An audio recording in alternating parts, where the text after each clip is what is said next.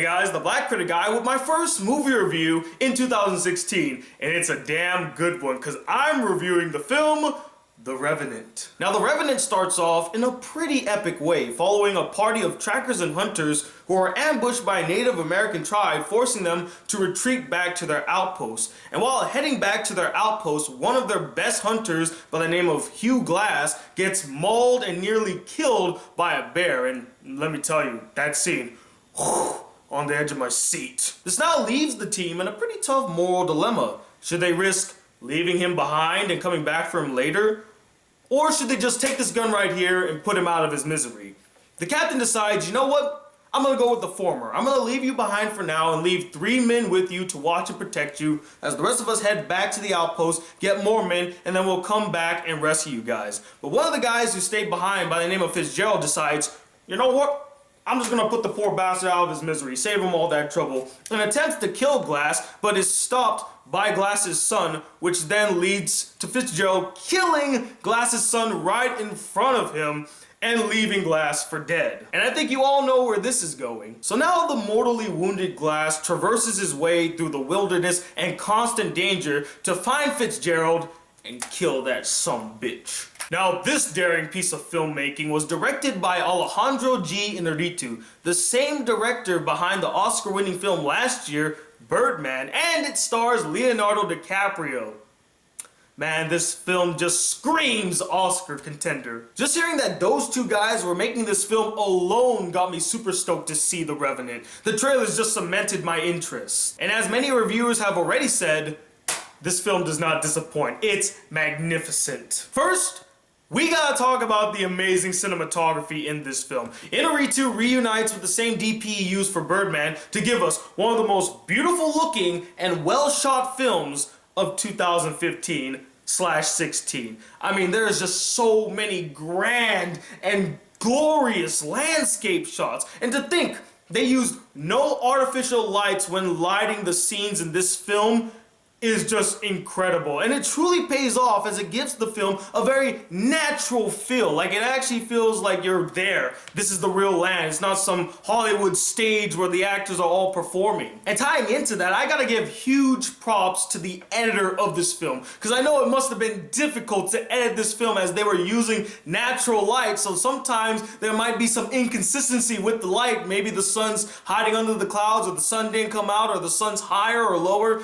Props to the editor for doing some seamless editing, as I didn't really notice any real major change from scene to scene. And from one editor to another, I feel your pain, bro. I feel your pain. It's over now. The film's story is pretty simple and straightforward. Nothing that we haven't seen before. It's a mix between Castaway meets an extremely better version of Jonah Hex. But let me tell you, there are quite a number of intense and outright brutal moments in the story that'll have you either on the edge of your seat glued to the screen or covering your eyes at how gruesome and horrifying the scene is. I mean, they don't hold back whatsoever. They go all out, guys. The opening battle that starts this film off gave me the exact same sensation I felt when I saw the opening battle sequence in Saving Private Ryan. It felt like a freaking war zone.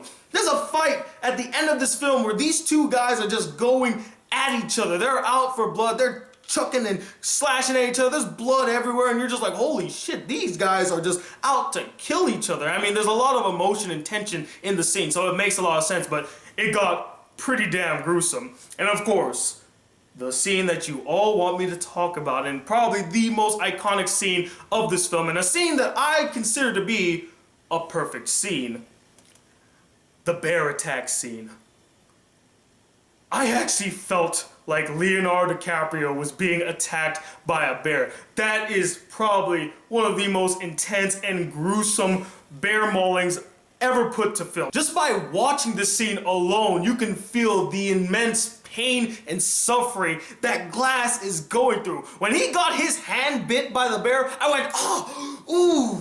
Ah, that must have really hurt, and the bear is just constantly just fucking with him, slashing at his back, throwing him back and forth, stepping on him. I mean, it got brutal. I'm surprised he even survived that. And when that scene was over, I just had to take a deep breath and go, oh, man, that was was rough. Every single minute thing in this particular scene screamed perfection to me. The direction, the editing, the lighting, the camera work, the visual effects, the incredible performance of Leonardo DiCaprio. Everything did a great job at immersing you into this scene to where you couldn't take your eyes away from it, and you actually felt like you were there, feeling every single terrible moment. All the characters, particularly the main characters of the film, were fascinating, ranging from the strong, loyal type to absolute scum of the earth, with everyone giving stellar performances.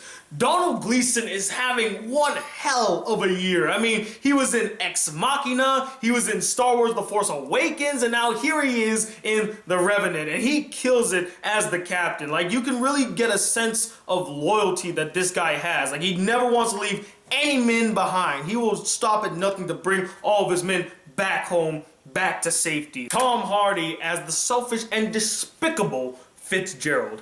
He also kills it in the film. In fact, he's probably the second best performance in the film, portraying this incredibly selfish guy who cares nothing about his fellow teammates or anybody else. He just looks out for number one. And I don't know what it is with Tom Hardy, man. He just consistently delivers great performances as menacing villainous characters. Like, he just radiates it. But of course, the real star of this film in every sense of the word is Leonardo DiCaprio, who in my opinion gives one of his most powerful, intense, emotional, and physically demanding performances in his career, making it one of the greatest Leonardo DiCaprio performances I have ever seen. I mean, he perfectly captures a man left for dead, having nothing left to lose, and will stop at nothing to find the man that killed his son and to shoot him dead. And though his character barely speaks in the film, it's his physical and facial acting that does all the talking. Through his choices, he can convey so many different and varied emotions. He can convey willful determination,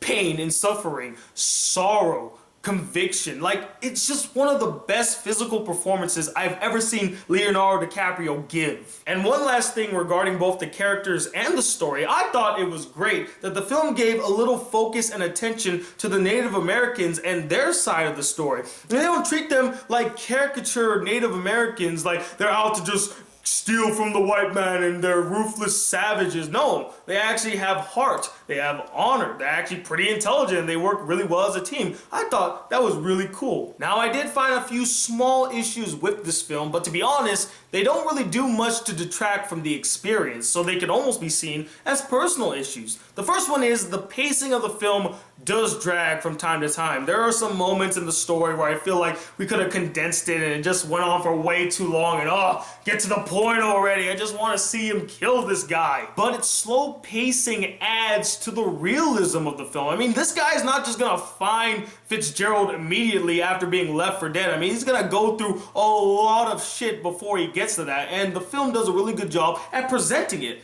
but it still just feels really slow. Some of the characters that were presented in the film kind of felt ineffectual. Some were just shoehorned in to be MacGuffins for the story, others just didn't get enough development or focus given to them, and some just didn't get full resolutions by the end. But again, that does add to the realism of the story. I mean, you're not always going to know what happens to all the characters, and sometimes you'll meet characters that seem ineffectual, but they do serve a purpose to some other story or to some other people. That's just the way life is. Overall, I can't say enough great things about The Revenant. It is a magnificent film, and if you haven't seen it yet, go check it out, because I'm going to give it a 5 out of 5 stars, guys. I truly think that it is an epic masterpiece. But anyway, what did you guys think of this film? Did you love it as much as I did? Did you find it boring, dull, and just another Oscar bait film? Who gives a damn about that? And let me know, what is your all-time favorite Leonardo DiCaprio performance? Comment below, let me know, and I want to take this time to personally thank